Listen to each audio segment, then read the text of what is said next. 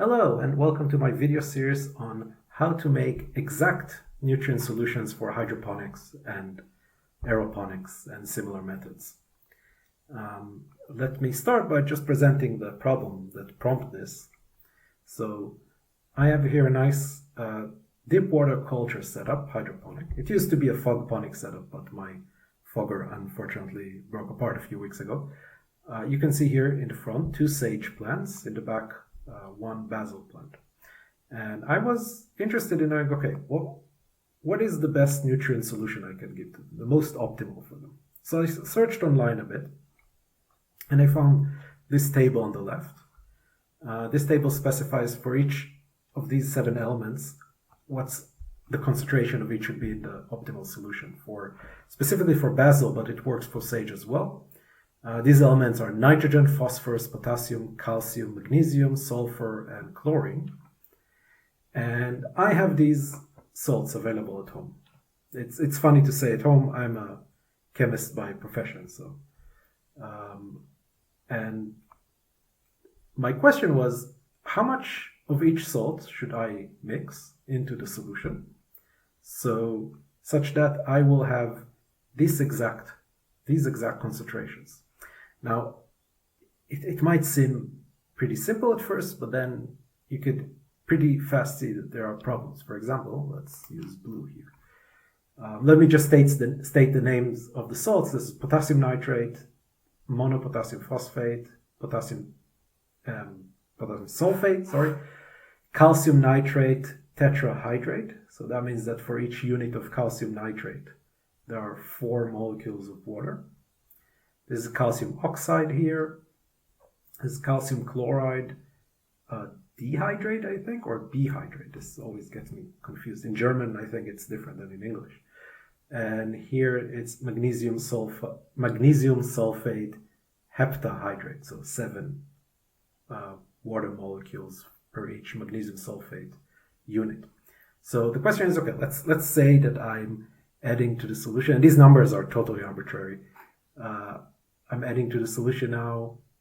I'm starting with, 3 grams of potassium nitrate. Well, in that case, I will get some amount of potassium and some amount of nitrogen. Great. But if I add then, let's say 4 grams. My handwriting is not amazing, but I think it would be okay. 4 grams of monopotassium phosphate. This salt yields potassium and phosphor. So how much should I add from each one of these to get the exact concentration here of potassium, 240 ppm? Or, by the way, 240 ppm you can read as milligram per liter water. It's the same unit because a liter is 1 kilogram of water. And actually, and milligram per kilogram is exactly 1 to a million. So back to this. If I add monopotassium phosphate, I get both potassium and phosphor at some ratio. And if I add potassium nitrate, I get potassium and nitrogen at some ratio. So from these two, I can play with the amount of potassium pretty easily, but they kind of restrict me on how much nitrogen I get and how much phosphor I get. Right? And of course here, let's say 5 grams. My numbers are very original, I know. I get both potassium and sulfur. Of course, the oxygen and the hydrogen don't play a role here. So again, maybe I have more freedom in playing with how much potassium I get, but I'm somewhat restricted with sulfur. And how much exactly should I add? So thinking a bit about it, I came up with a nice solution, pretty straightforward. I'm sure I'm not the first, second, or millionth person who got that, but it's a nice, pretty straightforward solution, and I formalized it in a very nice, neat way, and I would like to share it with you. So here's a picture of all the salts I have. You can see here the main salts I mentioned already, plus hydrogen peroxide, trace elements, and I forgot the magnesium sulfate. In the picture, it's actually the easiest salt to get. And the question is, again, pretty easy. How much of each of these salts do I add to my nutrient solution to get these exact concentrations I mentioned before? So I formalized it with a goal. Okay, so let me just discuss briefly on how this video series will be constructed, or is constructed. It has two main parts.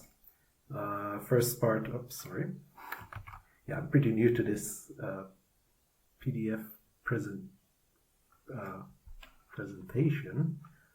I think it's erased drawing. Yes, good. So, first part is the theory, and in this part I will present the method, the mathematical method.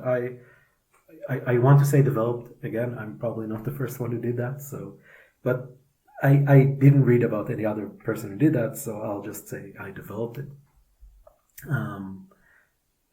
And the second part will show you how I actually do that. So in practice, I will actually show you how I measure everything and how I mixed everything.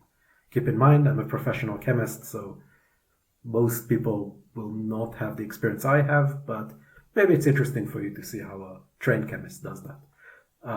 The theory part is made out of three subparts. The first will be just to present the calculation method. I think that will be probably the longest part. I will then show you how I use Python to calculate exactly how much of each salt I need, depending on my target nutrient concentration. Here it will be using, I will be using a small, very small Python library I wrote, and I will make available on my GitHub or GitLab, we'll see. And the last part will be, I will show you the spreadsheet, Google spreadsheet I made to both prepare easily prepare recipes or formulate recipes that you can just look at and follow. And also it does a kind of a sanity check to the solution that I get from Python. So it's a nice way to make sure that everything is all right. I'm not overfeeding my plants. All right, so let's start. And I will start with math. Now, I will say, before we get into it, that I am going to present the mathematical method, which is based on a field of mathematics called linear algebra. Now, linear algebra is usually being taught on a college level for physicists, mathematicians, of course, computer scientists, chemists, etc. But you don't need the college level of math to understand it. I tried to take it apart to the bare minimum, such that every person that has basic knowledge of high school math, which is of course different from country to country, but from my experience it's mostly the same. You mostly need addition and subtraction and understanding variables. That's mostly. Then if you have this knowledge, you should follow pretty easily. If not, then you can still use the method I gave you, just the code and the spreadsheet. If you are interested in the more deeper theory of linear algebra, I actually I lecture linear algebra in a university in Göttingen in Germany for biology and biochemistry students. And I am planning this year to upload some of my lectures. So stay tuned. That might interest you to go deeper. Of course, assuming the university allows me to do that for copyright reasons. But in the meantime, there are many, many great resources on that online. I will provide, in the description of this video, I will provide some links. I think one of the best is the short series by, I think he's called 3 Blue, 1 Brown. He does really nice mathematical videos on YouTube. Really brilliant guy. In any case, this will not go too deeply, but I will present some concepts, and I think it's pretty straightforward to follow, I hope, anyway. So let's dive right into the math. And let's say that, let's discuss what is a linear system of linear equations. So in order to discuss systems of linear equations, of course, we need to discuss what is a linear equation. So actually, you all know what linear equations are. Let me just switch to red here.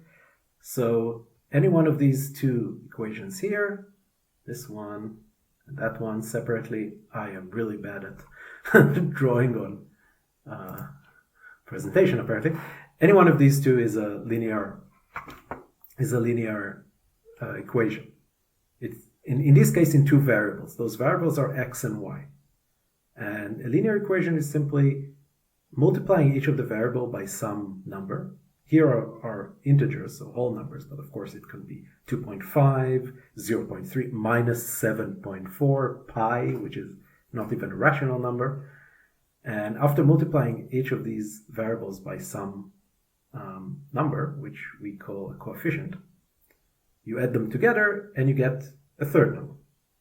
So in that case, 2x plus 3y equals 13. The coefficient of x is 2, the coefficient of y is 3. You add them together, you get 13.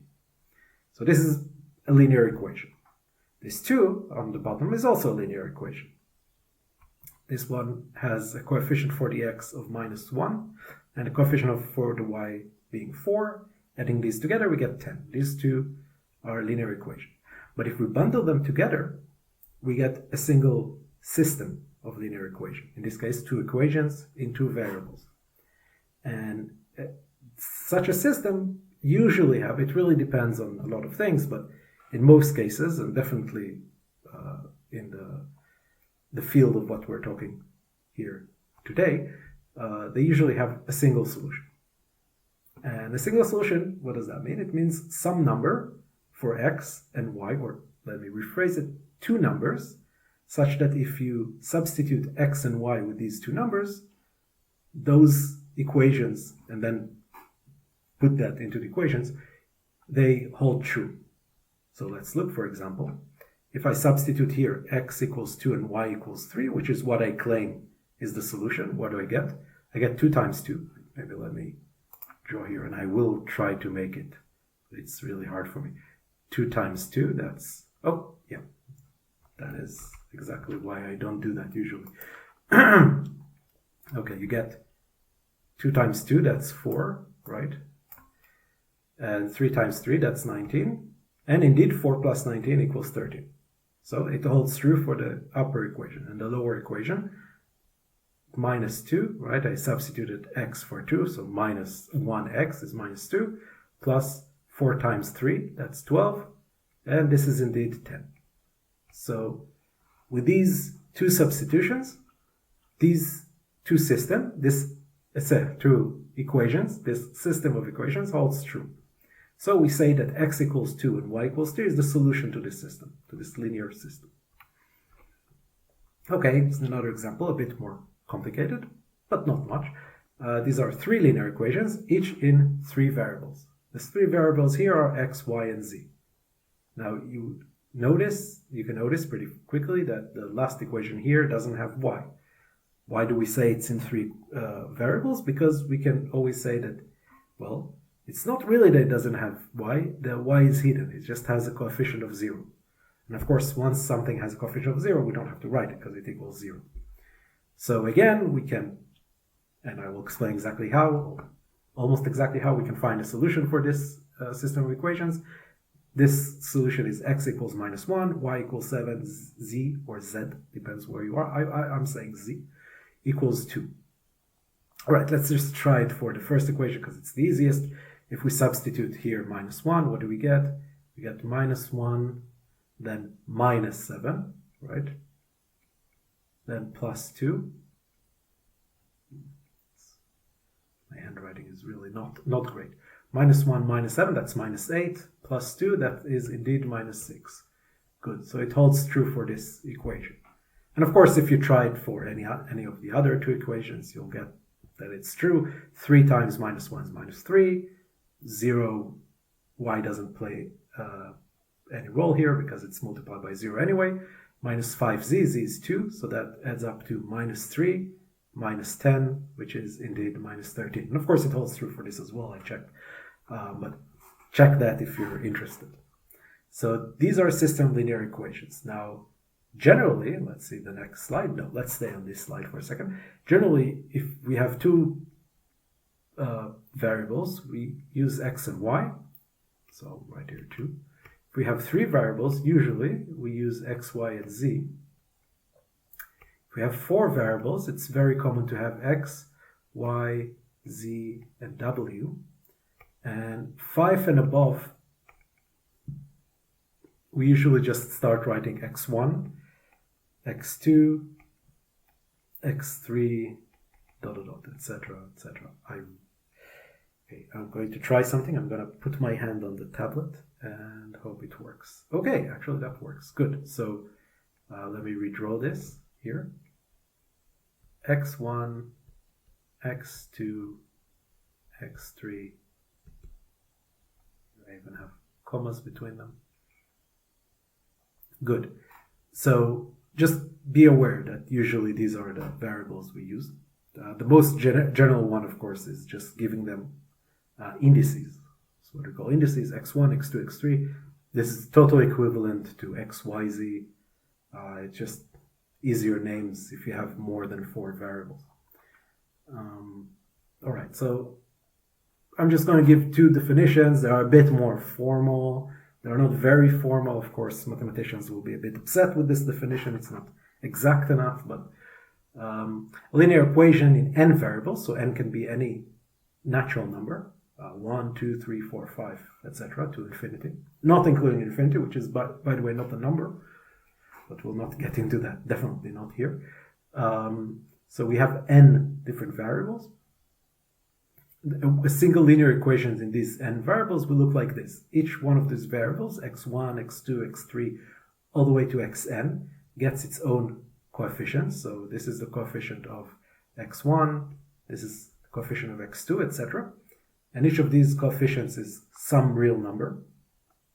And if we multiply each variable by a coefficient and then add all of them together, we get some real number here, which I call b1. It actually doesn't have to be 1, but you'll see in a second why. So this is the most general way that the linear equation looks like. And if we want to extend it to system of linear equations, we can say, okay, now we have m of these linear equations. Again, m is an integer number, a natural number, 1, 2, 3, 4, 5, etc. And you can see that each one of these equation has the n variables. So here, x1, x2, ... This should be xn, actually. Also here. It's a mistake. I should fix it before I upload these presentations online. And each of them has coefficients. So x1 has the coefficient a11. It's not a11. You should imagine there is a small comma here between them, but we usually don't write them because, well, mathematicians are lazy. Also chemists, but mathematicians definitely are. And you should ignore this comma. You should imagine, that there's a comma here and read this as a11. So that means the first coefficient of x1, of the first variable, in the first equation, right? Because this is equation number 1, equation number 2, this would be dot column, and equation number m here, ... So first variable, let's look at the left first. This, let me use colors, maybe it will be easier. So the left index means which equation, m, so maybe I should have m as blue. And the second one, I hope you can see that. This one means which variable in that equation, right? So this one is a12, first equation, second variable. And this one is a1n, first equation, nth variable. And the result of this addition and product is b1. And we go down the lines, the rows, you get, this is the second equation here, so it's a2, first variable, 1, times x1, plus a22, x2, second equation, second variable, etc., all the way to a2n, second equation, nth variable. And you can see how this is generalized in the mth, which is always funny for me to say, the mth equation. And m again can be 1, 2, 3, 4, 5, 6, any natural number. So this is the mth equation, first variable. Mth equation, second variable. Mth equation, nth variable. And if you multiply the corresponding variables with their coefficients, add them together, you get Bm, which is the mth result of this equation. Not the solution, the result of products and additions here. Okay, this is really, I think, the most complicated, mathematically most complicated part of these videos. So, how do we solve these equations? I think the best solution, the best way to do that, the best method is using matrices. So, what is a matrix? A matrix is this construct we have of numbers in a mostly rectangular kind of object. So it has several rows, you can see here. Here 2 rows, this is the first row, this is the second row, and it has some columns. This is the first column, this is the second column. So we can have any number of rows and any number of columns, any natural number of each of these. And for example, here you can see this is a 2 by 2 matrix. This is a 3 by 2 matrix. Why 3 by 2 and not 2 by 3? Because we count the rows first. You can see here there are 3 rows and 2 columns. So it's 3 by 2. On the other end, this is 2 by 3. You see 2 rows. Maybe this time I'll do it like this. And each of these rows has 3 columns. Well, not each of these rows, there are 3 columns. Let me just delete here everything, okay? And this is a 3 by 3 matrix, and you can get a 1000 by 500 matrix, a 4 by 7 million matrix. We will not deal with such big matrices, but in real applications, matrices can go really big, really fast, and we usually use computers to solve most things. So let's just discuss a bit about the rows, columns, and elements of these matrices. So as I mentioned before, each of these matrices is composed out of some number of rows. This is a 4 by 4 matrix. Maybe I should write it here. Just to clarify, this is a 4 by 4 matrix. And it has, as you can see, it has 4 rows. I highlighted the rows in different colors, so it will be easy to see them. And it also has 4 columns. The first column, second column, third column, fourth column. I use the same colors, although they're not necessarily connected, the rows and the column. So the fact that they're in the same number shouldn't really confuse you, so I hope that's the case. And how do we name the elements here? So we have 4 elements in each row, and we have 4 rows. So we have altogether 16 elements, which I numbered from 1 to 15, which makes me think I missed one number. No. Of course, though, there are 16 different.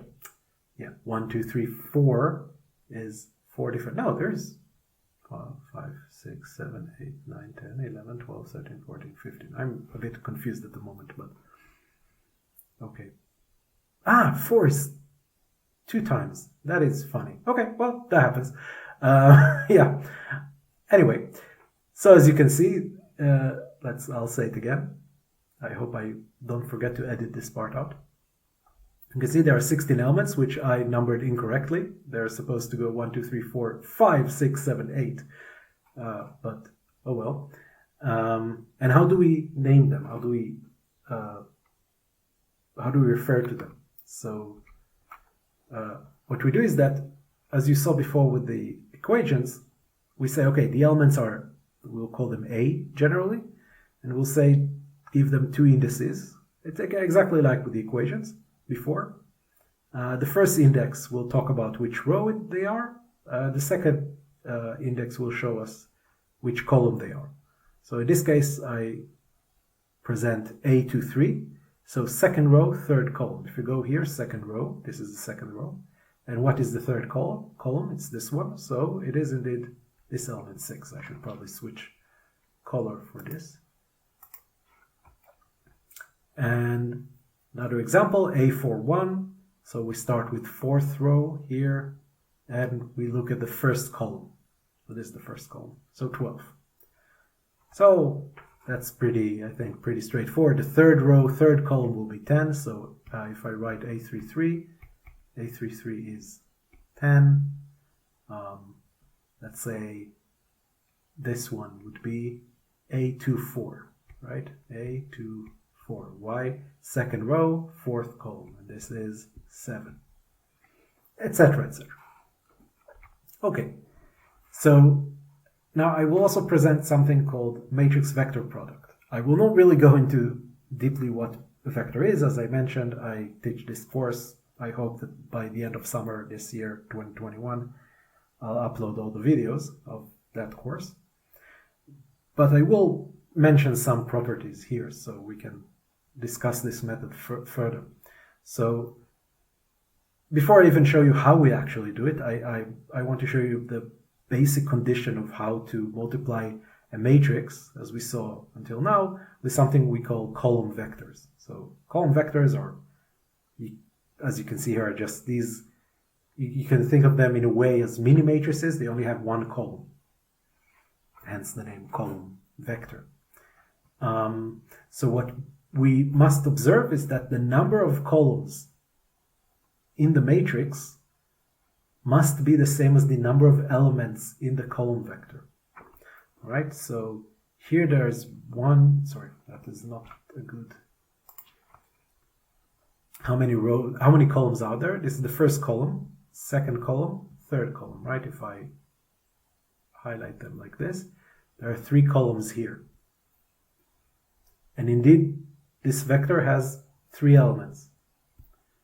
So that means we can indeed do the product, which I will present in the next slide.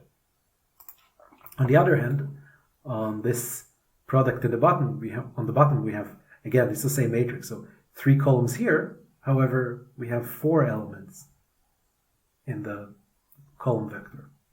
So this is not possible. You cannot do this product.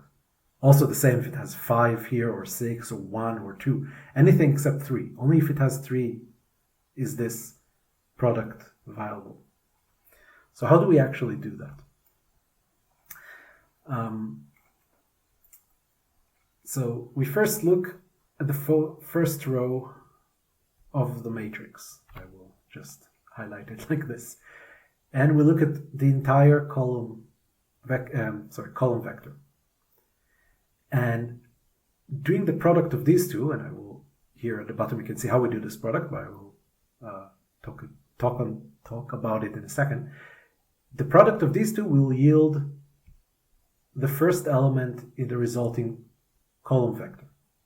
So I should have mentioned it before. The result of multiplying a matrix by a column vector is another column vector with not necessarily the same amount of elements in it. You can see here there are 3, here we're expecting 4.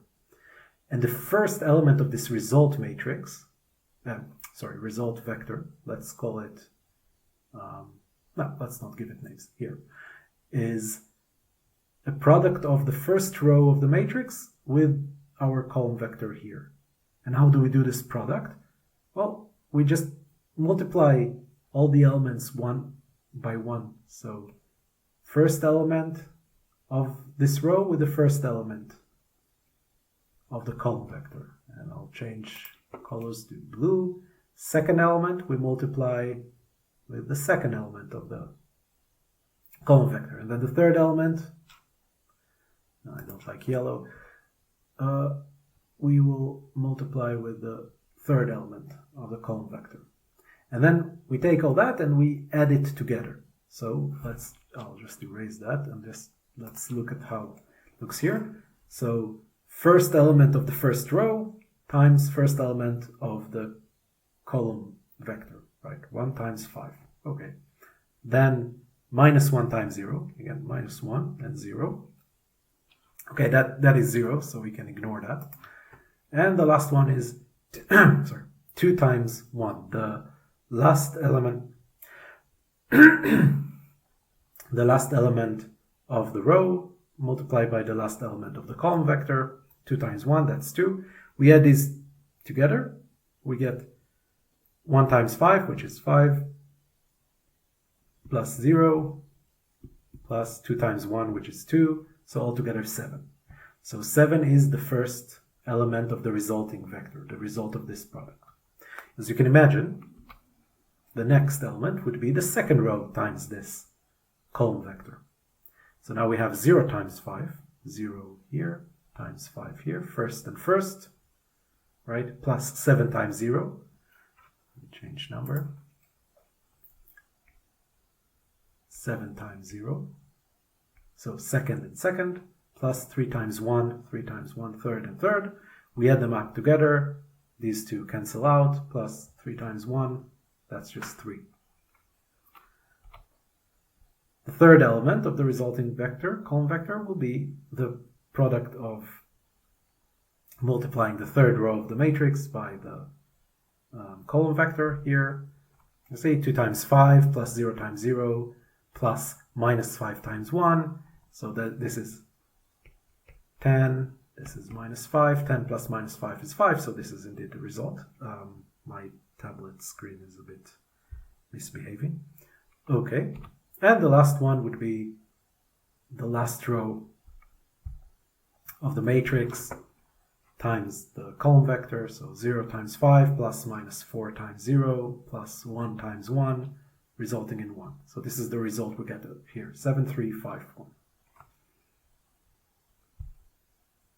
Okay, let's see how these actually matrix vector products can represent systems of linear equations. So imagine that instead of having a numbers here, I replace it with x, y, and z. What do I get? Well, the resulting vector, which I already wrote some result, and you'll see exactly why. If I multiply these together, what do I get? I get 1 times x plus 2 times y minus 1 times z. And all that should be equal to 7. This is exactly a linear equation, right? X plus 2y minus z equals 7. So the first row here times this column vector equals this element here, represents a single equation, the equation here in red. And of course, the second row of the matrix times this xyz vector equals 0. Let's say this represents another equation. 6x plus 0y plus 3z equals 0. And the third row of the matrix times the column vector equals 1 represents a third equation. So altogether, these matrix vector product, equating it to some vector, represents a linear system of linear equations. So let's just show a very simple case of linear equations, describes a matrix vector products, and show that we can easily find a solution for that. So which equations does this product represent? Okay, so it's 2 times x minus 1 times y equals 1. And this is the first row, right? The second row would be 3 times x plus 0 times y equals 1. This is what I have here, this equation here. And this equation here is pretty simple. It just tells us 3x equals 1, right? Because 0y we can ignore. So if 3x equals 1, x equals 1 over 3. Now we can substitute 1 over 3 into x here into the second equation, sorry, the first equation. And what we get is, what is the first equation? 2x minus 1. Maybe for this it will be easier to use the tablet. So this is the first equation, right? 2x minus y equals 1. So if I substitute 1/3 here, what do I get? 2 times 1 over 3 minus y equals 1. Or, going here, that's a bit messy, 2 over 3, am I moving 1 to this side and y to the other side? So minus 1 equals y. What is 2/3 minus 1? Well, this is minus third. So I get this, that y equals minus third, which is exactly what you can see here. You can see my calculations. So the solution for this system of equation, represented here by a matrix times a vector equals another vector, is x equals 1/3 and y equals minus 1/3. So this is a very simple example of solving this system of linear equations. However, in practice, we usually have much bigger systems, even in the method I'm presenting here, which is right after this slide. And solving these linear equations in a very general way and fast is quite a challenge. Luckily, smarter people than me, much smarter people, already solved these problems, I think, in the 19th century, 18th century maybe even. One of the methods is called Gaussian elimination. Now, I will not discuss this. It's a very algorithmic way to solve these equations, these systems, and computers do this today very fast. I will show just really quickly how you can do that in Python. So let's look, for example, at this system of equations, system of linear equations.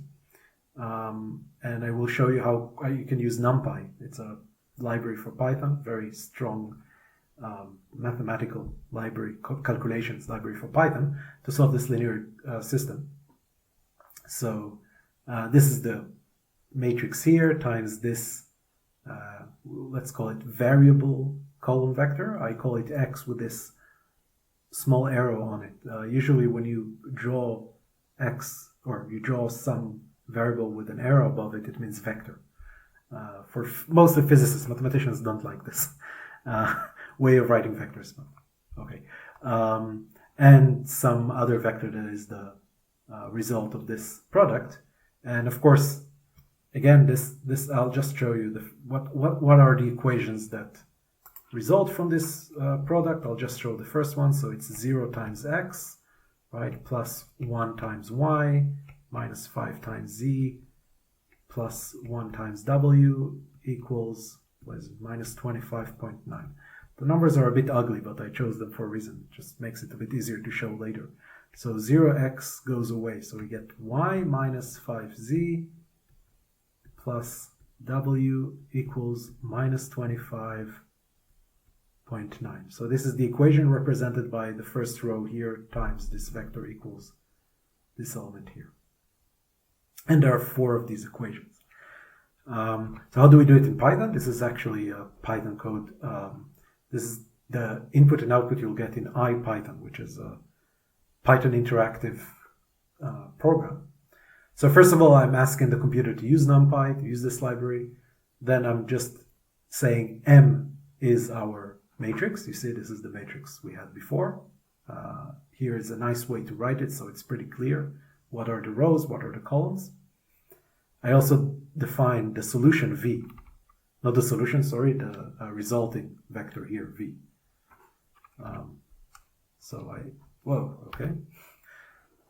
I write it here. This is exactly the vector you see here. The only difference is here it's a column vector, so it's vertical. And here it's horizontal, but don't think too much about it. It's okay, it works. There's a reason for that. I'm not going to go into that. And now I just asked NumPy, this NP here, to solve this system and give me what the X column vector, such that if I replace the numbers here by the numbers given by the solution, I will indeed get this system. It will conform to the system. So I ask it numpy.linearalgebra.solve, solve the system of M and V, and display X, and the result I get is this vector. It's of type array. Array is essentially a vector. And it tells me these 4 numbers, and these 4 numbers correspond to X, Y, Z, W. So if I replace X by 3, Y by 0.1, Z by 5, and W by minus 1, by the way, it's 0. If there's nothing after the point, it means that it's 0, minus 1.0. So if I replace these variables by these numbers, or substitute, as you say in English, then I should indeed get correct result. So let's look at it. So it's 3, 0.1, 5, minus 1. Let me just write here, 3, 0.1, what was it? 5 minus 1. 5 minus 1. So let's see. The first equation tells us that y minus 5z plus w equals minus 25.9. If I substitute y, of course, x by 3, but it goes away, y by 0.1, z by 5. Oh, here I wrote x instead of z. It's not okay. All right, I substitute 5 into z, so minus 5 times 5 is minus 25. W is minus 1, so plus w is minus 1. And you can see that indeed I get minus 25.9, right? Because these two together are minus 26, plus 0.1 is indeed minus 25.9. So the reason I chose these horrible numbers is so these numbers will be pretty nice. And in your free time, you can do this for the other rows here, the other equations, and see that indeed this is the solution for this system. All right, just want at the last to give you a graphical look at how do linear equations and system of linear equations look like and their solutions. So here we have two lines, and in fact each linear equation represents a line in 2D space. In some dimensional space, two variables represent two dimensions. So an equation with two variables represents a line in 2D space.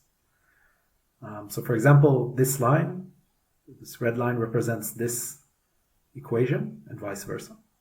And this blue line represents this equation. And the point where these two equations meet, so in this case 3.75, 3.75, which means x equals 3.75 and y equals 3.5, is actually the solution to these two equations, to a system comprised of these two equations and these two equations only.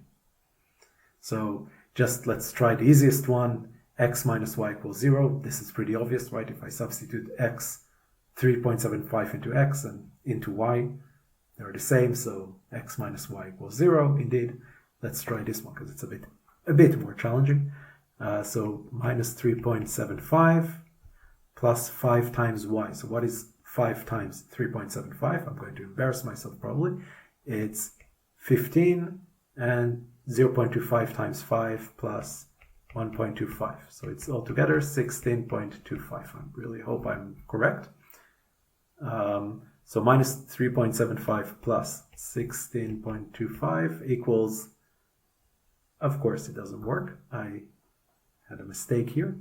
So, sorry, it's probably 16.75, right? That makes more sense. Wait, no, that also doesn't make sense.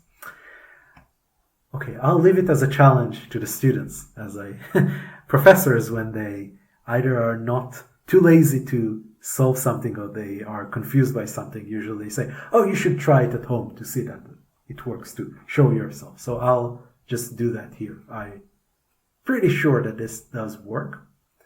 It's 15. Okay, I know what I did wrong. 0.75 times 5 is obviously not 1.25. It's 1.25 times 3. So it's 3.75. Actually, that works. Minus 3.75 plus, so 15 plus 3 is plus 18.75. So the 0.75 cancel each other. Minus 3 plus 18 equals 15. Yes. As much as I'm okay with mathematics, I'm really bad at arithmetics. I always get this wrong, and mostly in front of students, which is super embarrassing. But it's okay, because in mathematics you don't really have a lot of numbers. Okay, good. So this indeed works. This is the graphical representation of two linear equations in two variables. So if each linear equation in two variables is represented by a line into the space, what do equations with three variables represent? Well, they represent planes in 3D space. And if you have a system of three, let's say, equations in three variables, then they can intersect each other in only one point. They can intersect each other in a line or not at all. It depends. We'll see in a second. But if they do intercept each other in one point, this is indeed the one and only solution to the system. So here's an example here of how come sometimes linear equations don't have any solution, and that's if two lines are parallel to each other. The two lines are parallel, then the system has no solution, right? There is no point where these two lines intercept each other. So there is no one point that solves these two equations.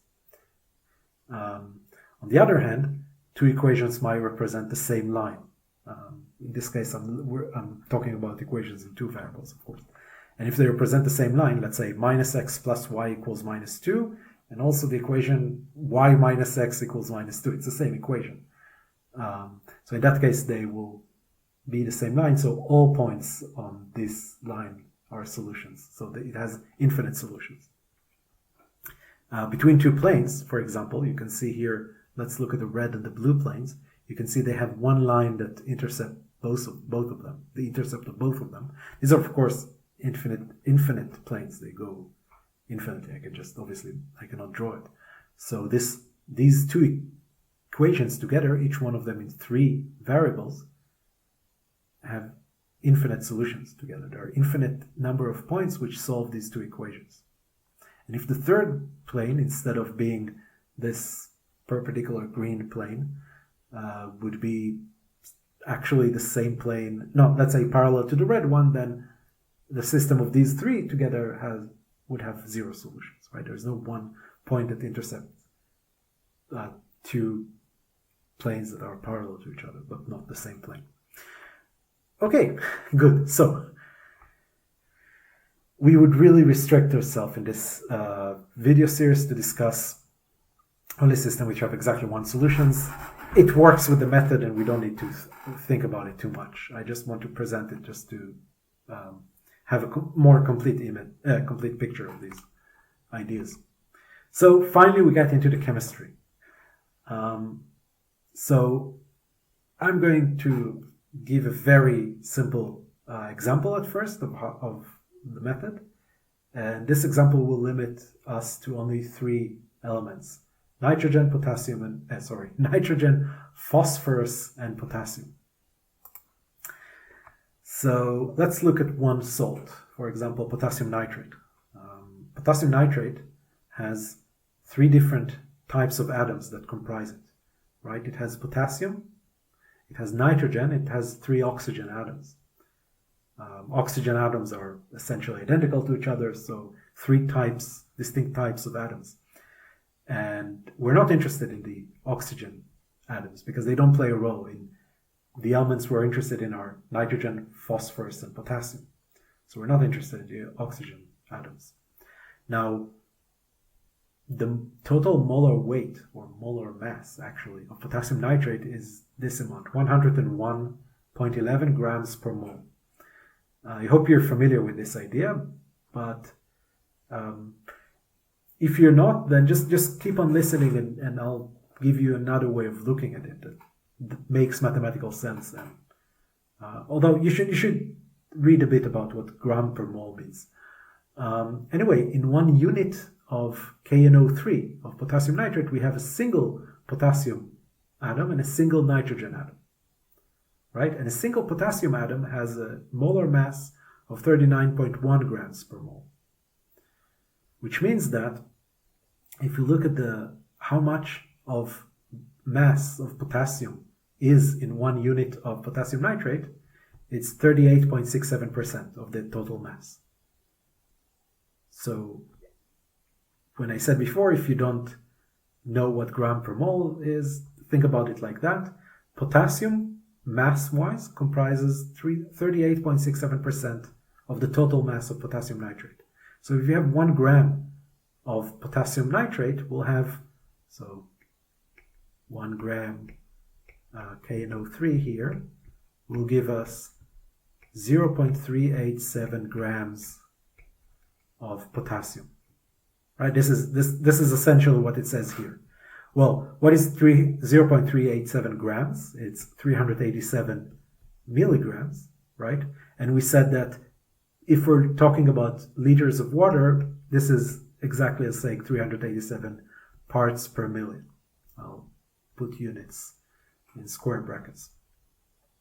So what does this mean? It means that for each gram of potassium that we add into the solution, we are adding 387 ppms of potassium. I'll say it again because I think I said it incorrectly. For each gram of potassium nitrate we add to 1 liter of water, we add 387 ppms of potassium. If we do the similar calculation for nitrogen, we get that for each gram of potassium nitrate that we add to 1 liter of water, we actually add 139 ppms of nitrogen. This is why the unit I use here is ppm per gram. It's ppm of the element in 1 liter of water per 1 gram of the salt. All right, so why do I do that? Because this I can write as a column vector. So here, again, I will just write this is ppm per gram. It's the unit here. So what I say is that I will call this a mass fraction vector. This is how I name them. Probably there is an official different name for that. And the mass fraction vector for potassium nitrate will simply be these three numbers. The mass fraction of nitrogen in ppm per gram, 139. Then the second element will be the mass fraction of phosphorus, which is 0. There is no phosphorus in potassium nitrate, right? And the last one will be the mass fraction of potassium. So again, this column vector here is in relation to the previous slide, to these three elements that we're interested in. Of course, if I said, okay, we're interested in 4 elements, also oxygen, then I would have to consider how much oxygen has in 1 gram of, how much oxygen we have in 1 gram of potassium nitrate. This actually should be relatively easy to calculate because it will be just 1000 minus 139 minus 387, of course, because it's the rest of the mass. And then add this here as a 4th element, whatever it is. Again, I'm not very good with arithmetic, so I will not bother, but it looks like it's around 600 something. But we're not interested in oxygen. We're only interested now in nitrogen, phosphorus, and potassium. So this is the resulted mass fraction vector for potassium nitrate, of course. Okay, so let's do the same for monopotassium diphosphate. So again, we're not interested in the hydrogen nor the oxygen, only the potassium and the phosphorus. The total molar mass of this compound is 136.09 grams per mole. We do the calculation, potassium has 39.1 grams per mole, so it's 287 ppm per gram. And the phosphorus content is 228 ppm per gram. So if we write this as a mass fraction vector, we get 0 nitrogen, of course, no nitrogen in monopotassium diphosphate, 228 phosphate, 287 potassium. I said phosphate, I meant phosphorus, sorry, 287. Again, I will just, the units are ppm per gram. So 287 ppm per gram of potassium. Okay, so why do I bother with this? Well, let's combine these two salts with another salt, potassium hydroxide. Potassium hydroxide has 0 nitrogen, 0 phosphorus, only potassium. It has 697 ppm of potassium per gram. And if we combine these three as columns together to a matrix, we get this nice matrix here. So this is the first column. The first column is from the mass fraction vector of potassium nitrate. The second column is from the mass fraction vector of monopotassium diphosphate. And the last column is from the mass fraction vector of potassium hydroxide. Okay, now if we use this matrix to construct a linear system of linear equations, and I'll tell you exactly how in a second. Actually, I'll tell it now. So how do I use it to construct a system of linear equations? I multiply it by this vector here, which is our variable. So this vector here, you can imagine it being x, y, z. This is the solution we want to have. We want to know exactly what is x, i.e. how many grams of potassium nitrate we have to add, how much y, how many grams of this compound, and how much z, how much of this compound. So instead of calling it just x, y, z, I want to give it a more substantial name. So you can see that these labels here, the color labels, just imagine these are variables, right? I mean, I can call a variable x, I can call it y, I can call it al, whatever, or I can call it KNO3. So this is what I use here. And this here is our target concentration that we wish to have. I really hope I wrote it before. So if you go back here, no, okay. So this is here a target concentration we want to have. We want to have to result in 50 parts per million of nitrogen. Notice that when I talk about elements, the color is in the background of each row. And I try to be consistent with these colors. I mean, they are along the entire video. Nitrogen is always this pale blue, phosphorus is this pale green, and potassium is this pale purple or lilac. So this is here again. So we want to have 50 ppm of nitrogen, 15 ppm of phosphorus, and 190 ppm of potassium.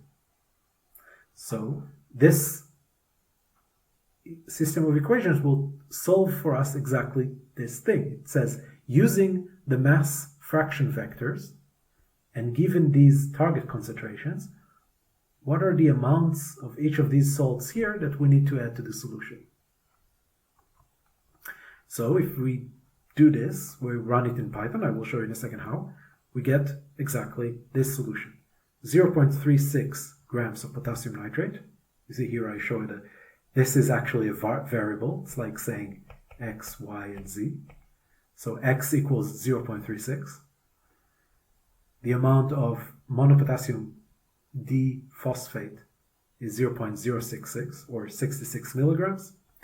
And of potassium hydroxide is 17 milligrams, or 0.017 grams.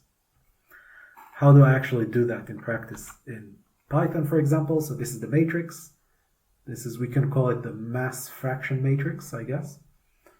And here's the target concentrations of the elements of, again, N, P, K. This is here also N, P, K. And I ask it to solve X, and it gives me these solutions, which I rounded up. So I didn't round up, I rounded it to the first 3 digits here. So 0.3597 becomes 0.360, 0.0657 becomes 0.66, etc. This is exactly the solution you see here. Okay, that's cool. That's a very simple system of only 3 salts and 3 elements. So now let's use this to solve the original question I had. This thing here I should have deleted, so ignore that. So again, I will remind you, we have these target elemental concentrations. We have these salts. Okay, and I want to know exactly how much of each salt to add to 1 liter of water to get these concentrations. So now I'm constructing new mass fraction vectors for each of the salt that represent the 7 elements now that we're using, because before we had only 3 elements we cared about, now we have 7. Nitrogen, phosphorus, potassium, calcium, magnesium, sulfur, and chlorine, and these 7 salts. So you can see that if we only look at the NPK, potassium nitrate and potassium monopotassium biphosphate, this compound here, they are the same as before. And in the rest of the elements are 0, right? Because there's no calcium in potassium nitrate. There's no sulfur in potassium nitrate. There is sulfur, however, in potassium sulfate. Also, it has potassium. So it has 449 ppm of potassium per 1 gram and 184 ppm of sulfur per 1 gram. And of course, the rest here. And again, I'm keeping the colors consistent. So pale blue for nitrogen, pale green for phosphorus, pale lilac or purple for potassium, white for calcium, this gray, pale gray for magnesium, pale yellow orangey for sulfur, and pale, let's say, turquoise. Not sure how you say it in English, this greenish, bluish color for chlorine. By the way, there are reasons I'm using these colors. They're very common in models of molecules, physical models. Okay, so from this we can construct the big matrix vector equation, this big matrix, mass fraction matrix as we might call it, and we'll multiply it by our variables, by our unknowns, and these are the target concentrations. So again, I will just write here on the side quickly, just so it will be clear. Magnesium, sulfur, and chloride. And this is this is here again the same. NPK, calcium, magnesium, sulfur, and chloride. So solving this system will give us exactly the amounts we need. So I ran it in Python using my code, which I'll show in the next video, and I got these results. So if you ignore the 0 point and just look at these 3 digits, you get the amount in milligrams, right? Because that's like multiplying it by 1000.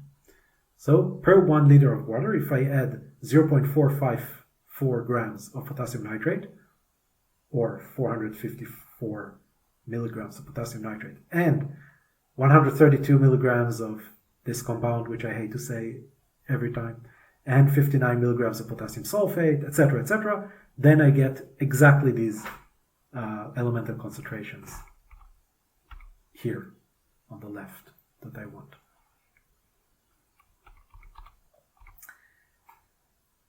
Now, there are some limitations to this method. It's cool, it's fast, it's really easy. However, sometimes it doesn't work. For example, in this following system, which I'm limiting myself only to nitrogen, potassium, and calcium here, and these 3 salts. It's a valid system. I want to have, for some reason, solution of these 3 salts which yield these 3 concentrations of nitrogen, potassium, calcium, for whatever reason. But if I do this, I get that the solution for this is to add minus 130 milligrams or 0.13 grams of calcium oxide. I'm not sure what does it mean to add negative mass. I'm pretty sure most physicists don't know. Maybe except some theoretical physicists to do some high energy quantum whatever. I have no idea. Whoa, what happened? Sorry. I have no idea what negative mass means. So as far as I'm concerned, this is a problem. And there are 2 ways to fight with this problem, to solve it, to approach this problem. One way is to just change the concentrations we want. It's a bit cheating, because if I want 250 ppm here at the end, and not 350, then sucks. I don't really have a lot to do with this solution. I just have to change the numbers a bit. Now, the reason I'm mentioning this as a possible solution to the problem is because, well, when you have elemental concentrations in solutions of nutrient for hydroponics, you actually have ranges. So within this range, maybe changing the numbers will work. In this case, it tells us, yes, for these concentrations, there is a solution. It's 9 milligrams of calcium oxide instead of the minus 13 or whatever we got before. So that's one a bit kind of cheating way to do that. Another way, which sometimes works, is just, okay, let's actually expand the matrix. If we add actually another element and we add another salt, then that sometimes solves the problem. For example, I keep it as before. So, of course, I kept it at 350 and not 250, but it works also for 250. I tried. What I did here is that I just added the condition that I also want 1000 ppm of oxygen, and I added this material ammonium nitrate.